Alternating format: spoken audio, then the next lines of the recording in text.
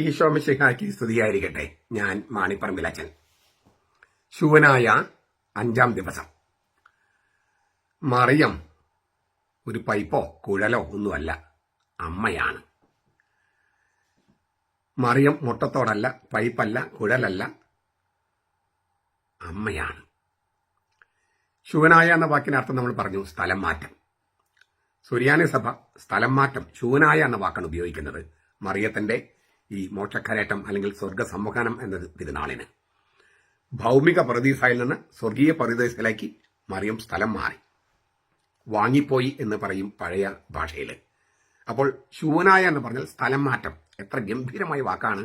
ഭൗമിക പറുദീസയിൽ നിന്ന് സ്വർഗീയ പറുദീസയിലേക്ക് മറിയും സ്ഥലം മാറി. ഇത്രയും നല്ലൊരു ദൈവശാസ്ത്ര വാക്ക് നമ്മൾ കണ്ടിട്ടുണ്ടോ?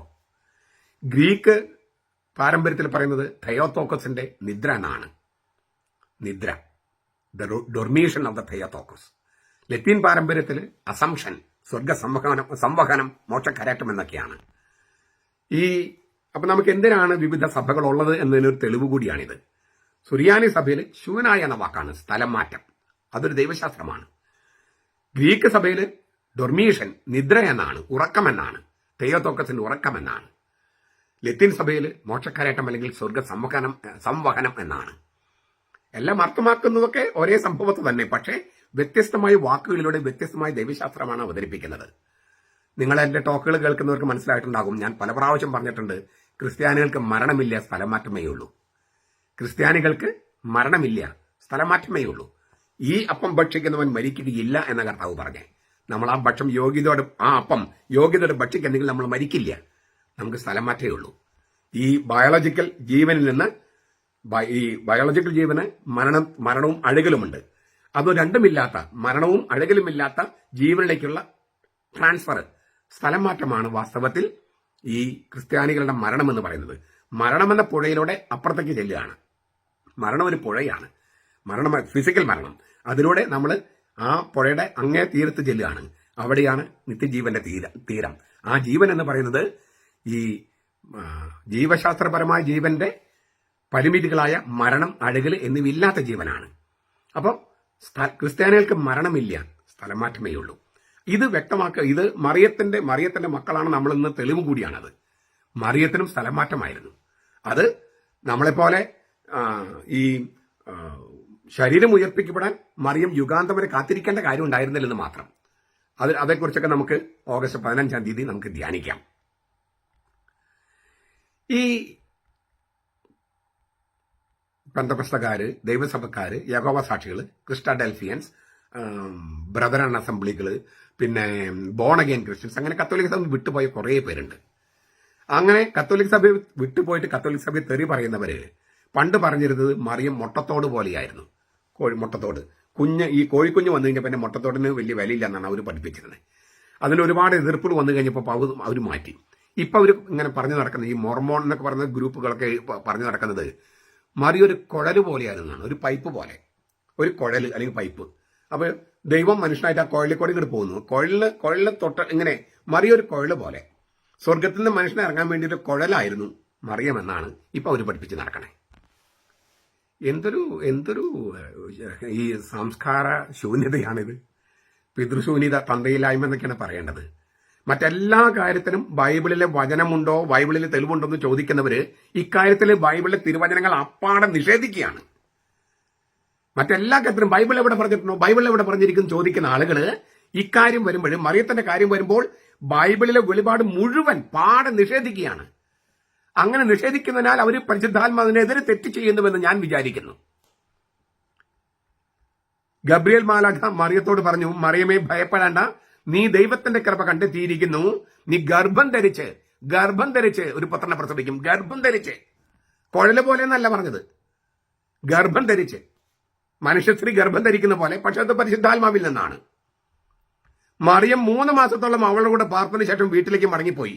എലിസബത്തിന്റെ വീട്ടിൽ പോയിട്ട് 6-ാം മാസം, അതായത് എലിസബത്തിന്റെ ഗർഭത്തിന്റെ 6-ാം മാസമാണ് മറിയം ഗർഭം ധരിക്കുന്നത്.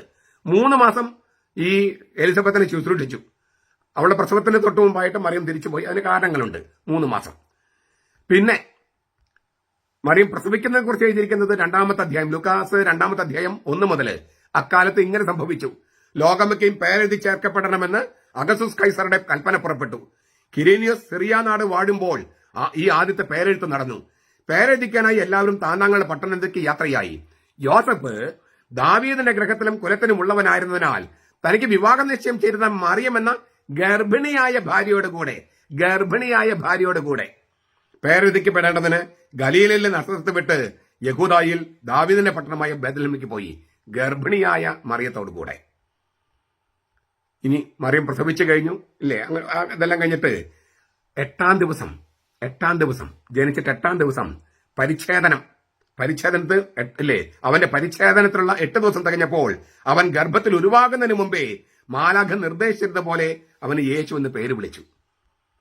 അവന്റെ പരിച്ഛേദനത്തിന് 8-ാം ദിവസം, പരിച്ഛേദനത്തിനുള്ള 8-ാം ദിവസം, 8-ാം ദിവസമാണ് പരിച്ഛേദനം. അത് പഴയ ഉടമ്പടിയിലേക്ക് ഉൾച്ചേരലാണ്. പരിച്ഛേദനത്തിന്റെ സ്ഥാനത്തുള്ളത് മാമോദിസയാണെന്ന് കൊളോസസ് ലേഖനത്തിൽ പൗലോസ് വളരെ വ്യക്തമായിട്ട് ആവിഷ്കരിച്ചിട്ടുണ്ട്. അങ്ങനെ തന്നെ എഴുതിയിട്ടുണ്ട്. അതായത് ശിശു മാമോദിസ വേണം, 8-ാം ദിവസം ജനിച്ചിട്ട് 8-ാം ദിവസം തന്നെ മാമോദിസ വേണമെന്ന് പല സ്ഥലത്തും ബൈബിളിലുണ്ട്. കൊളോസസ് ലേഖനത്തിൽ പൗലോസ് അത്രയും വളരെ വ്യക്തമായിട്ട് ആവിഷ്കരിച്ചിട്ടുണ്ട്.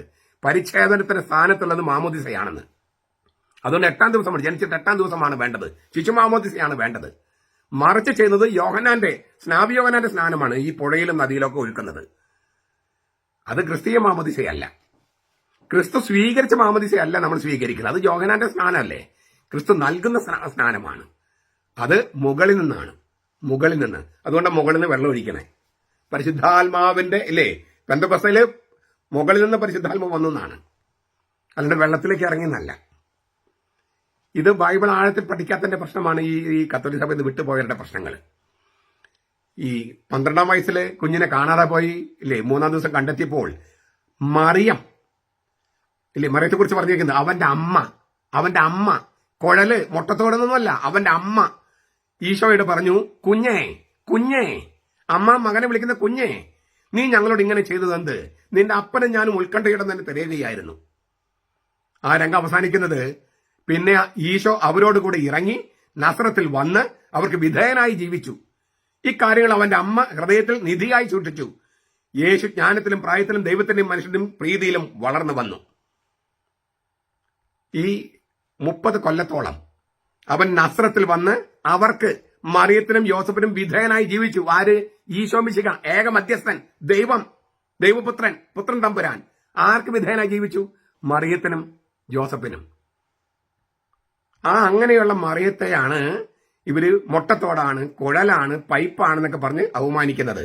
തിരുവചനത്തെ വ്യഭിചരിച്ച് പരിശുദ്ധാത്മാവിനെതിരെ പാപം ചെയ്യുന്നത് പെന്തക്കോസ്തക്കാരും ദൈവസഭക്കാരും യഹോവ സാക്ഷികളും കത്തോലിക്ക സഭ വിട്ടുപോയവരും മുഴുവൻ. ഞാൻ കത്തോലിക്ക സഭയിൽ ധാരാളം പെൺമകളുണ്ട്, പാപികളുണ്ട്. പാപികളെ തേടിയാണ് കർത്താവ് ഈശോ മിശിഹ വന്നത്. കത്തോലിക്ക സഭയിലെ ആളുകളെ തേടി. കത്തോലിക്ക സഭയിൽ നിന്ന് പുറത്തു പോയവരൊക്കെ വിചാരിക്കുന്ന അവർ വിശുദ്ധരാണെന്ന്. അവരെ തേടി കർത്താവ് വന്നിട്ടില്ല. നീതിമാന്മാരെ തേടിയല്ല ഞാൻ വന്നത്, പാപികളെ തേടിയാണ്. എന്ന് വെച്ചാൽ പാപത്തിൽ കിടന്ന് ഉരുളാനല്ല പറയുന്നത്, പക്ഷേ പാപികളാണ്. ചുരുക്കത്തില് ദൈവം ഭൂമിയിലേക്ക് മനുഷ്യനായി വന്നത് മറിയത്തിലൂടെയാണ്. ഈശോമിശയ്ക്ക് മനുഷ്യത്വം കൊടുത്തത് മറിയമാണ്.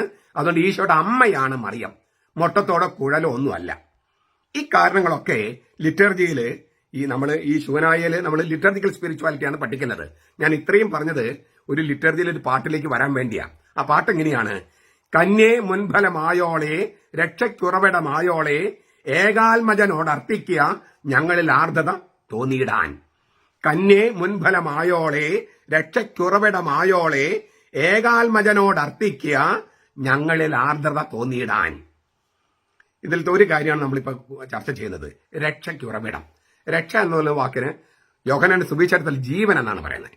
ജീവൻ എന്ന് പറഞ്ഞാൽ, രക്ഷ എന്ന് പറഞ്ഞാൽ അല്ലേ ജീവൻ എന്ന് പറഞ്ഞാൽ ബയോളജിക്കൽ, ജീവശാസ്ത്രപരമായ ജീവൻ, അതീതമായ ജീവൻ. അതായത് മരണം, അഴുകൽ എന്നിവയ്ക്ക് വിധേയമല്ലാത്ത ജീവൻ. അതിനാണ് രക്ഷ എന്നും പറയുന്നത്. അതിന്റെ ഫസ്റ്റ് ചുവടുവെപ്പാണ് പാപമോചനവും രക്ഷയും ജീവനും, ഇങ്ങനെയൊക്കെയാണ് പറയുക. അപ്പോൾ രക്ഷ കൊണ്ടുവന്നത് ഈശോ മിശിഹയാണ്. നമുക്ക് ഈ ജീവന്റെ അന്തിമഘട്ടം, മരണത്തിനും അഴുകലിനും വിധേയമല്ലാത്ത ജീവൻ കൊണ്ടുവന്നത് ഈശോയാണ്. ആ ഈശോ വന്നത് മറിയത്തിലൂടെയാണ്. മറിയമാണ് അവളെ പ്രസവിച്ചത്. അപ്പൊ രക്ഷയ്ക്ക് ഉറവിടം എന്ന് പറഞ്ഞാൽ രക്ഷകന്റെ ഉറവിടം അത് മറിയമാണ്. ജീവന്റെ ഉറവിടം അല്ലേ? ജീവൻ നൽകുന്നത് ഈശോയാണ്. പക്ഷെ ആ ജീവൻ നൽകുന്ന ഉറവിടം ഈശോ വന്നത് മറിയത്തിലൂടെയാണ്. ആ അർത്ഥത്തിലാണ് രക്ഷയ്ക്കുറവിടമായോളെ എന്ന് പറയുന്നത്. രക്ഷയ്ക്കുറവിടമായോളെ. ഞാൻ ആവർത്തിക്കുക, രക്ഷകന് മറിയം ഗർഭം ധരിച്ച് 10 മാസം ഗർഭത്തിൽ ചുമന്ന് എന്നിട്ടാണ് പ്രസവിച്ചത്. 10 മാസം എന്ന് പറയുമ്പോൾ ആണുങ്ങൾക്ക് പറയും അതങ്ങനെ ശരിയാവണേ 10 മാസം 9 മാസം 9 ദിവസം അല്ലേ എന്നൊക്കെ ചോദിക്കും. അത് പെണ്ണുങ്ങളെ കുറിച്ച് അറിയാത്തത് കൊണ്ടാണ്. പെണ്ണുങ്ങൾക്ക് എത്രയാണ് ഒരു മാസം എന്ന് പറഞ്ഞാൽ 28 ദിവസം അല്ലേ? ആർത്തവ ചക്രം 28 ദിവസം അല്ലേ? ലൂണാർ മന്ത്, ചാന്ദ്രമാസമാണ് സ്ത്രീകൾ അവരുടെ ശരീരത്തിൽ പിന്തുടരുന്നത്. പുരുഷ കേന്ദ്രിതമായ സൊസൈറ്റിയിലാണ് ഈ 30-31 പുരുഷന്മാരെ പോലെ തന്നെയാണ് മാസങ്ങൾ. അതായത് 30 ചില മാസങ്ങൾ, ചില 31, ചില 28, ഒന്നിനും ഉറപ്പില്ല. സ്ത്രീകൾക്ക് നല്ല ഉറപ്പാണ് 28 ദിവസം. 28 ദിവസമാണ് ആർത്തവ ചക്രം. അവരുടെ ശരീരത്തിലുള്ള മാസമാണ് പറയുന്നത്. എത്ര ദിവസമാണ് നമ്മൾ അമ്മയുടെ ഗർഭത്തിൽ? 250 ദിവസം. അപ്പൊ 28 ദിവസമുള്ള ചാന്ദ്രമാസത്തിൽ എത്ര മാസം കിടന്നാലാണ് 250 ദിവസം ആകുക? കറക്റ്റ് 10 മാസം. അതിൽ ചില ഏറ്റക്കുറച്ചിലുണ്ടാകാം. അപ്പൊ 10 മാസം എന്ന് തന്നെ പറയേണ്ടത്. 9 മാസം 9 ദിവസം ഒന്നുമല്ല, 10 മാസം. സ്ത്രീകളാണ് ഗർഭം ധരിക്കുന്നത്, പുരുഷന്മാരല്ലല്ലോ. സ്ത്രീകൾ ഗർഭം ധരിക്കുന്നത് 10 മാസം തന്നെയാണ്. 28 ദിവസങ്ങളുള്ള 10 ചാന്ദ്രമാസങ്ങളാണ്.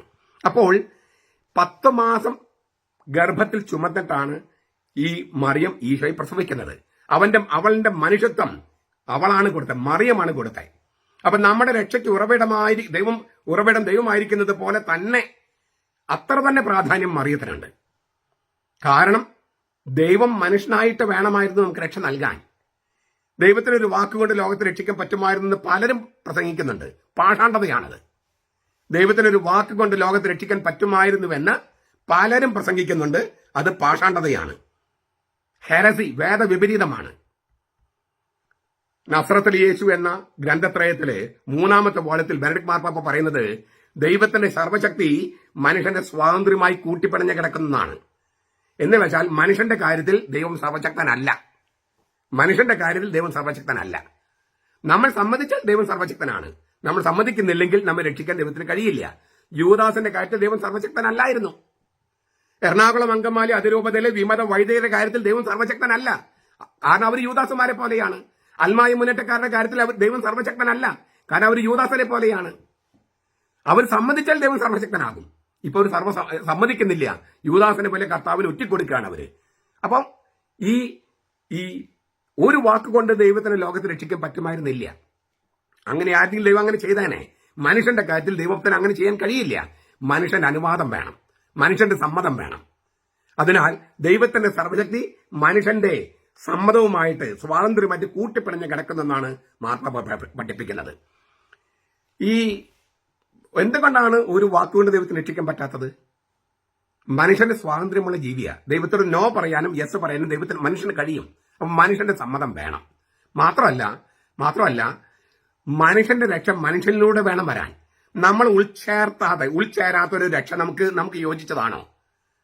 മനുഷ്യന്റെ രക്ഷ മനുഷ്യനിലൂടെ തന്നെ വേണ്ടേ? ദൈവം മനുഷ്യനിൽ ആഗ്രഹിക്കുന്ന എന്താണ്? അനുസരണം. എല്ലാം തികഞ്ഞ അനുസരണം. അതിനാണ് ബലി എന്ന് പറയുന്നത്. ദൈവം ആഗ്രഹിക്കുന്നത് നമ്മൾ സ്വാതന്ത്ര്യമുള്ള ജീവിയായതുകൊണ്ട്, ബുദ്ധിയും ബോധമുള്ള ജീവിയായതുകൊണ്ട് നമ്മിൽ ദൈവം ആഗ്രഹിക്കുന്നത് എല്ലാം തികഞ്ഞ അനുസരണമാണ്. ആ അനുസരണമാണ് ബലി. അതാണ് ദൈവം ആഗ്രഹിക്കുന്നത്. പക്ഷെ ആ എല്ലാം തികഞ്ഞ അനുസരണം മനുഷ്യർ കൊടുക്കാൻ ആർക്കും കഴിയുന്നില്ല. അതിനാൽ ദൈവം തന്നെ മനുഷ്യനായി. മനുഷ്യന്റെ സ്ഥാനത്ത് നിന്ന് ദൈവപിതാവ് ആഗ്രഹിച്ച എല്ലാം തികഞ്ഞ അനുസരണം പുത്രൻ തമ്പുരാൻ കൊടുത്തു. അത് മനുഷ്യന്റെ അനുസരണമാണ്.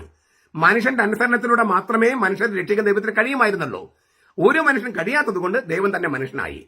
അപ്പോൾ ദൈവം മനുഷ്യനാകാതെ മനുഷ്യരെ രക്ഷിക്കാൻ ദൈവത്തിന് കഴിയുമായിരുന്നില്ല. ദൈവം മനുഷ്യനാകണമെങ്കിൽ മറിയത്തിന്റെ സമ്മതം വേണമായിരുന്നു, മറിയത്തിന്റെ അനുസരണം വേണമായിരുന്നു.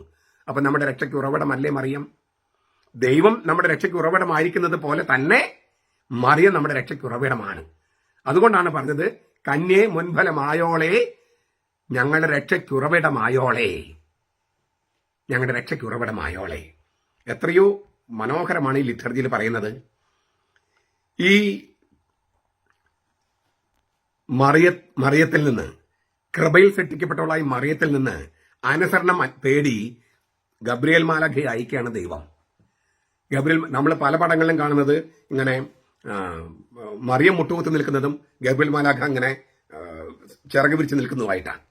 പത്മോസിലെ ഒരു ആശ്രമത്തിൽ മറിച്ചാണ് ഗബ്രിയേൽ മാലാഖയാണ് മുട്ടുകുത്തി നിൽക്കണേ.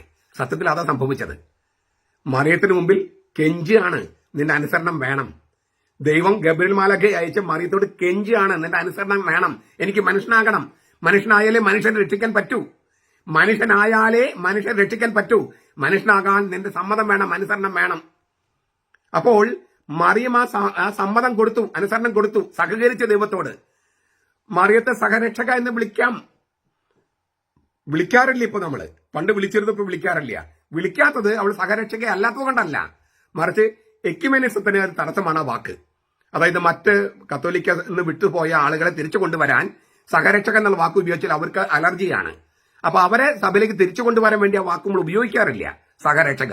പക്ഷെ മറിയം സഹരക്ഷക തന്നെയാണ് സത്യത്തില്. അവളുടെ അനുസരണവും സഹകരണവും ഇല്ലാതെ ദൈവത്തിന് നമ്മെ രക്ഷിക്കാൻ പറ്റുമായിരുന്നില്ല. ഈ അർത്ഥത്തിലാണ് രക്ഷയ്ക്ക് ഉറവിടമായോളെ, ഞങ്ങളുടെ രക്ഷയ്ക്ക് ഉറവിടമായോളെ എന്ന് മറിയത്തോട് പറയുന്നത്. ഈ ദൈവം എന്ന് പറയുന്ന നമ്മുടെ രക്ഷകൻ, പുത്രൻ തമ്പുരാൻ, നമ്മുടെ കർത്താവ് 30 സംവത്സരങ്ങൾ മറിയത്തെ അനുസരിച്ച് ജീവിച്ചു എന്നാണ് തിരുവചനം പറഞ്ഞത്. ലൂക്കാസ് 2:51 നമ്മൾ കേട്ടതാണത്. ദൈവം പോലും, ദൈവപുത്രൻ പോലും മറിയത്തിന് വിധേയപ്പെട്ട് ജീവിച്ചു. മറിയത്തെ തെറി പറയുന്ന പെന്തക്കോസ്തക്കാര്, യഹോവ സാക്ഷികള്, ബ്രദറൻ അസംബ്ലിക്കാര്, ബോൺ അഗെയിൻ ക്രിസ്ത്യൻസ്, അങ്ങനെയുള്ള ഈ സകല മനുഷ്യരും ഈ തിരുവചനത്തെ വ്യഭിചരിക്കുകയാണ്, പരിശുദ്ധാത്മാവിനെതിരെ തെറ്റ് ചെയ്യാണ്. മറിയത്തിന്റെ മാധ്യസ്ഥത്തെ കുറിച്ച് പറയുമ്പോൾ അവരപ്പത്തെറി പറയാൻ തുടങ്ങും. എന്താണ്? ഏക മധ്യസ്ഥനുണ്ട്, പൗലോസിലേക്ക് എഴുതിയിട്ടുണ്ട്. ആ തിരുവചനം കൂടാണ്ട് വേറെ ഒരുപാട് തിരുവചനമില്ലേ? ഈ യേശു ഏക മധ്യസ്ഥനായി സ്വർഗത്തിൽ ചെയ്യുന്ന കാര്യം എഴുതിയിരിക്കുന്ന എവിടെയാണ്? വെളിപാട് പുസ്തകം 5-ാമത്തെ അധ്യായം. സിംഹാസനത്തിലിരിക്കുന്ന ദൈവത്തിനും ലോകത്തിന്റെ പ്രതിനിധിയായ 4 ജീവികൾക്കുമിടയിൽ കുഞ്ഞാട്, അറക്കപ്പെട്ടതെങ്കിലും എഴുന്നേറ്റ് നിൽക്കുന്ന കുഞ്ഞാട്, മധ്യസ്ഥൻ. ആ അധ്യായത്തില് വിശുദ്ധരുടെ പ്രാർത്ഥനകള് ഒരു സ്വർണ്ണക്കലശത്തിൽ ഇട്ടെന്ന് എഴുതിയിട്ടുണ്ട്. വിശുദ്ധരുടെ പ്രാർത്ഥനകള്, വിശുദ്ധരിൽ ഏറ്റവും മുൻപന്തിയിലാണ് മറിയം. അപ്പോൾ ഏക മധ്യസ്ഥനെ അവതരിപ്പിക്കുന്ന ബൈബിളില് വിശുദ്ധരുടെ പ്രാർത്ഥന വേണമെന്ന് എഴുതിയിരിക്കുക. പിന്നെ 8-ാമത്തെ അധ്യായത്തിൽ എഴുതിയിട്ടുണ്ട്, വെളിപാട് പുസ്തകത്തില് വിശുദ്ധരുടെ പ്രാർത്ഥനകൾ വേണമെന്ന് പല പ്രാവശ്യം തിരുവചനത്തിലുണ്ട്. വെളിപാട് ദിവസം 5-ാമത്തെ അധ്യായത്തിലുണ്ട്, വെളിപാട് ദിവസം 8-ാമത്തെ അധ്യായത്തിലുണ്ട്. അതുകൊണ്ട് പ്രിയപ്പെട്ട പെന്തക്കോസ്ത് സഹോദരങ്ങളെ, യഹോവ സാക്ഷികളെ, ബ്രദറൻ അസംബ്ലിക്കാരെ, പ്രൊട്ടസ്റ്റന്റ് സഹോദരന്മാരെ, ബോൺ അഗെയിൻ ക്രിസ്ത്യൻസ്, നിങ്ങളെല്ലാം വിട്ടുപോയത് രക്ഷയുടെ ഉറവിടത്തിൽ നിന്നാണ്, മറിയത്തിൽ നിന്നാണ്. തിരിച്ചു വരിക, മറിയത്തിന്റെ ചിറകിൻ കീഴിൽ അഭയം തേടുക. കത്തോലിക്കര് അതിന് വഴികാട്ടികളാകട്ടെ.